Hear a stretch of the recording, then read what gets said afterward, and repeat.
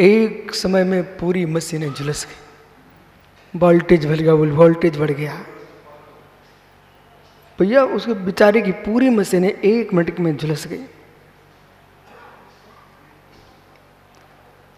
अब सुनो, वोल्टेज बढ़ने से आपने सामने सामने देखा था, साक्षात आप भी थे सोनगर में, मशीनें जलते नहीं दिखी क्या आपको? सारे बाहर जल गए। ऐसी कसाय का वोल्टेज बढ़ते ही सारे तंतु तुम्हारे ज्ञान विज्ञान के झुलस जाते हैं, चार भस्म हो गया।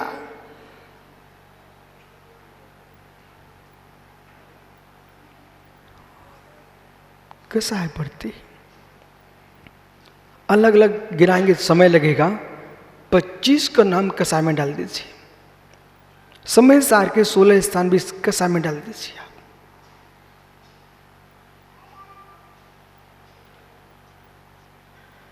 क्षण मात्र में जैसे वोल्टेज के बढ़ने पर, तापमान के बढ़ने पर मशीनों में अंतर आने लगता है,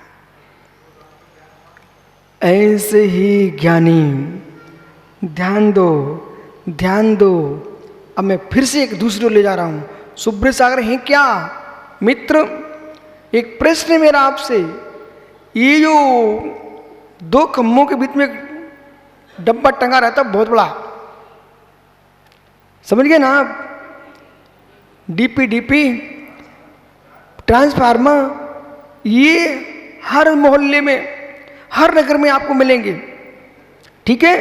यहां से विद्युत तुम्हारे घरों में पहुंच रही है, मशीनों में पहुंच रही है, प्रकाश वहीं से कम हो रहा है, बढ़ा रहे हैं, सारा कार्यक्रम वहां से चल रहा है आपके यहाँ। लेकिन ज्ञानी वो भी जलते मिलता है, कभी कभी एकदम आवाज आती है और प्रकाश एकदम हो जाता है और फिर लाइन चली जाती है। ये क्यों? किससे जली? किससे चल रही थी? विषय विषय विषय साधन फल। चुल्लक जी नहीं आए क्या?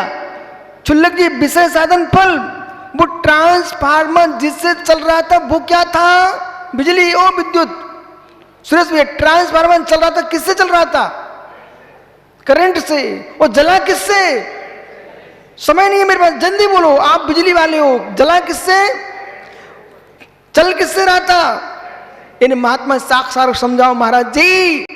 उसी करंट से चल रहा था, उसी करंट से जल गया। उसी ज्ञान से आत्मा चलती है, उसी ज्ञान के विपर्यास से आत्मा झुलस जाती है।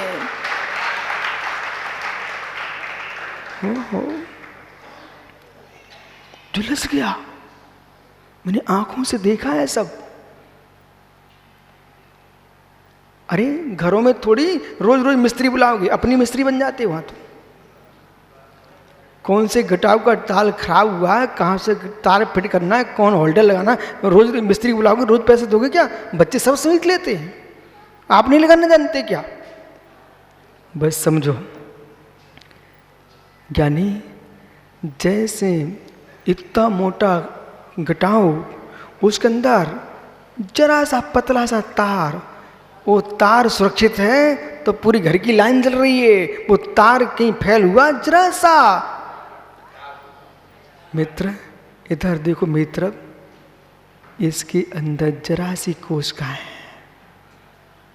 सब कोशिका है मस्तिष्क के अंदर, सब तार फिटिंग है मस्तिष्क के अंदर, सिराएं हैं, कोशिकाएं हैं, मर्म स्थान है शरीर में, ये सब सुरक्षित रखिए। और जरा तुमने गुस्सा की, विश्वास रखिए, उसी बिजली के तापमान बढ़ने से ट्रांसफार्मर चलता है, स्वयं के ही कसाय से स्वयं के तंतु झुलसते हैं और बुद्धि का काम समाप्त।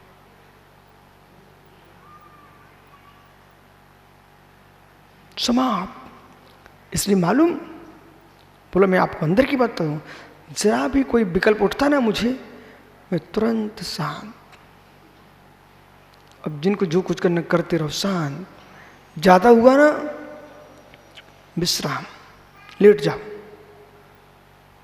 सब विद्या सिखा रहे हैं आपको। ए पारस देख इधर, एक ही विद्या सीख बेटा। थक रहे हो, अध्ययन करना थक रहे हो, कोशिश मत करो मैं अध्ययन करूं, विश्राम करो। विश्राम का मतलब सो मत जाइए, प्रमाद में सीख लेना।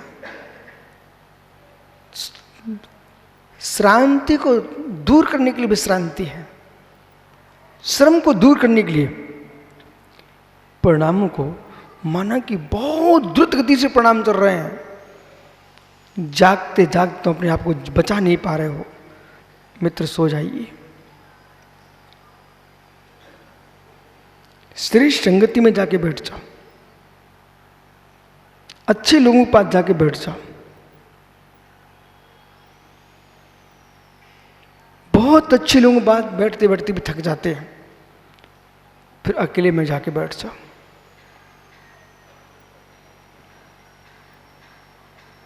ज्ञान होना चाहिए, ज्ञान का भी ज्ञान होना चाहिए।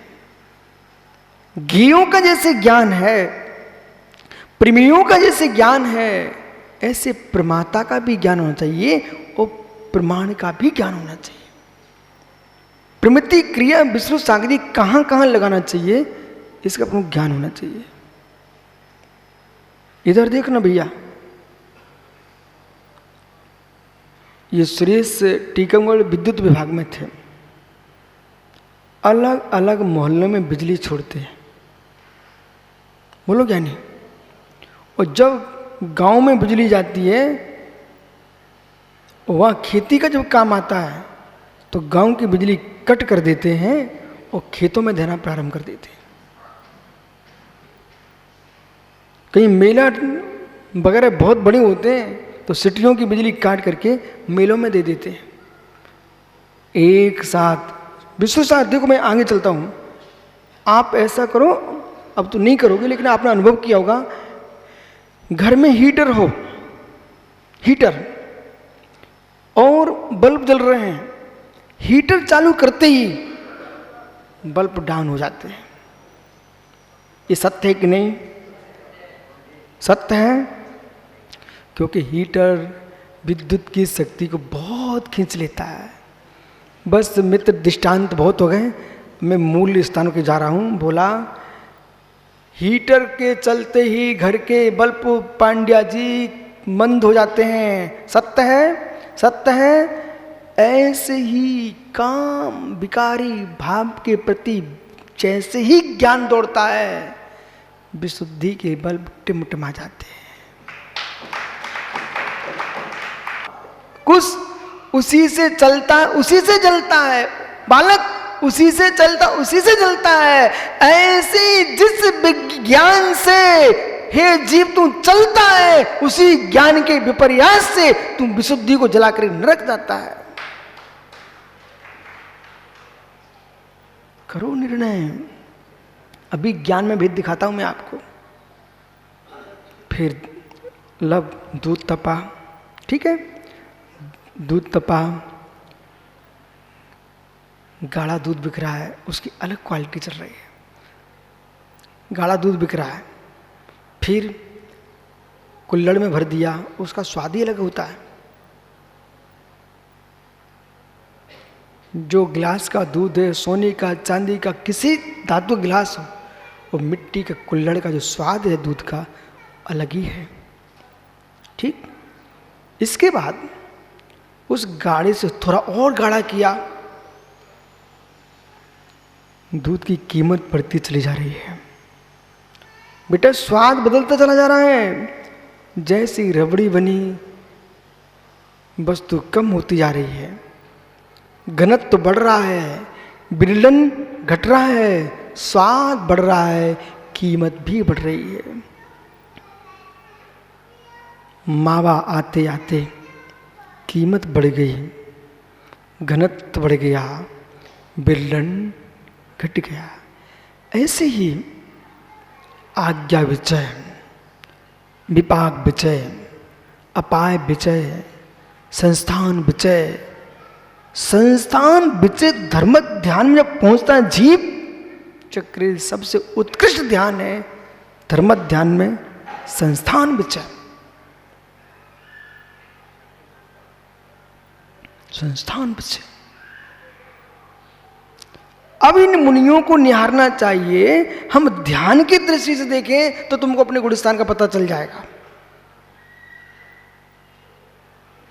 ज्ञान की दृष्टि से देखें, अपने गुणस्थान का पता करो। चार्थ की दृष्टि से देखो, अपने गुणस्थान का पता करो।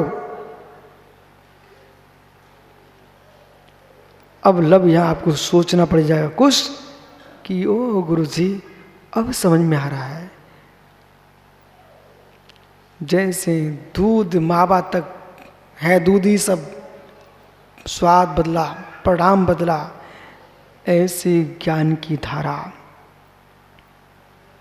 ज्ञान की धारा बिना कुछ मिलाए बदलती है स्वाद।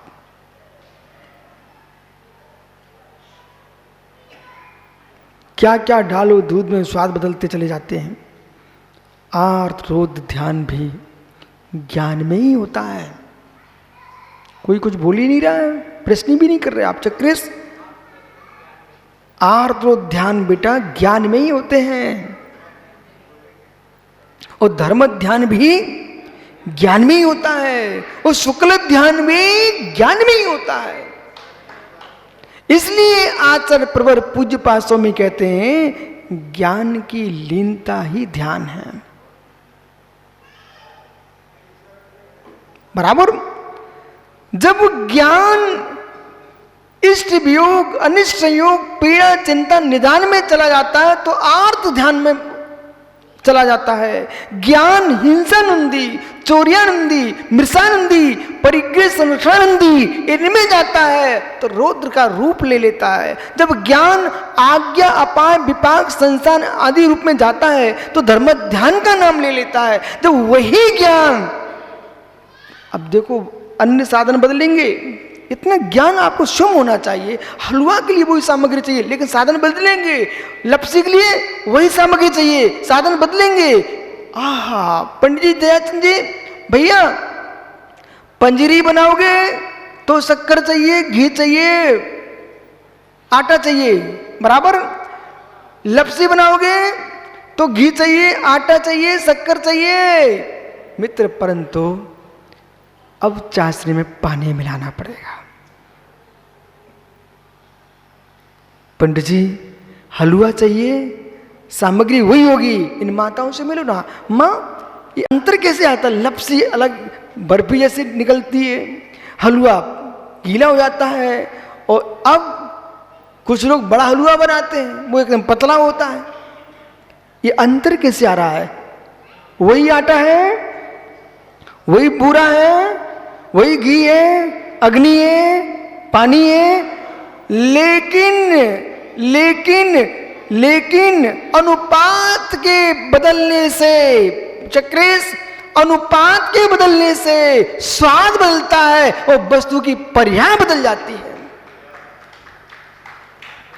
इसी प्रकार से मालूम अनुपात यदि श्रेय बराबर लेगा तो आहार करते करते निरोग रहेगा। अनुपात आहार का बिगाड़ दिया तो बीमार होगा, और बीमार किया किसने? जैसे डीपी बिजली से ही जली और बिजली से चली। इसी भोजन से विष्णु सागरी आदमी बीमार होता है और इसी भोजन से स्वस्थ होता है। एक कितनी युवा होगा, 4 बादाम घिस के खाए तो हाथी को भी पछाड़ दे, और बे तुम मुट्ठा भर भर के खाओगे तो मेरे मित्र बिल्ली तुम्हें धक्का दे गिर जाओगे। लोग विवेक कहाँ है? दूध पीने से शक्ति आती है और तुम दूध पियो बीमार होकर मर जाओगे। आपने कभी सुना अधिक दूध पीने से दुबलापन आता है? जो कह रहे हैं आप तुम खोजो आयुर्वेद शास्त्रों में, अधिक दूध पीने से दुबलापन आता है। जो कह रहा हूं उसे स्वीकार कर लो। अब तुम खोजोगे तो शास्त्र मिल जाएगा। मैं जो कह रहा हूं बिल्कुल शास्त्र से कह रहा हूं। पहलवान मात्र दूध नहीं पीते हैं, और भी कुछ पीते हैं साथ में, समझ रहे ना? मात्र दूध पीने की क्षमता कब है? शिशु की है। उसकी उतनी ताकत है, दूध पी के सबसे पतला दूध है मनुष्यनी का,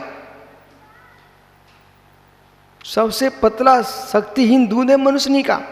जब शिशु होता है उसकी इतनी ताकत है कि मनुष्यनी का दूध पचा पाता है, फिर पहुंचता बकरी के पास, फिर पहुंचता गाय के पास। भैंस का दूध पचाने के लिए ताकत चाहिए, समझ गए?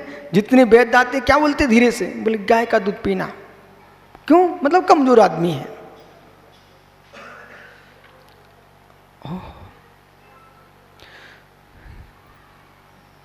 शक्ति की सामग्री पचाने के लिए भी शक्ति चाहिए,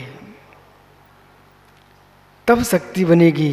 वो शक्ति नहीं है, वो शक्तिमान वस्तु खाओगे तो बीमार पड़ोगे। इसी प्रकार से उत्कृष्ट ध्यान करने के लिए वज्र विश्वनारद सेनन चाहिए।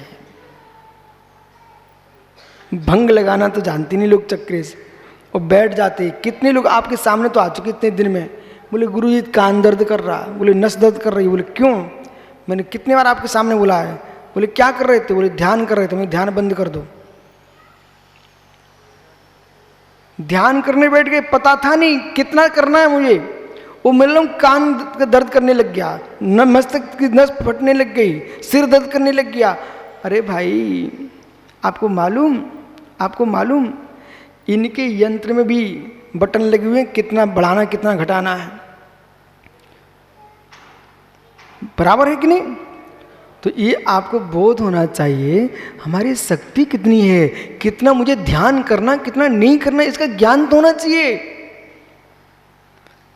एक एक मिनट से बढ़ाना चाहिए। योग कर रहे, आसन लगा रहे, प्राणायाम कर रहे, एक एक मिनट से बढ़ाना चाहिए। आप एक ही दिन में पहलवान बनना चाह रहे हो, गिर पड़ोगे।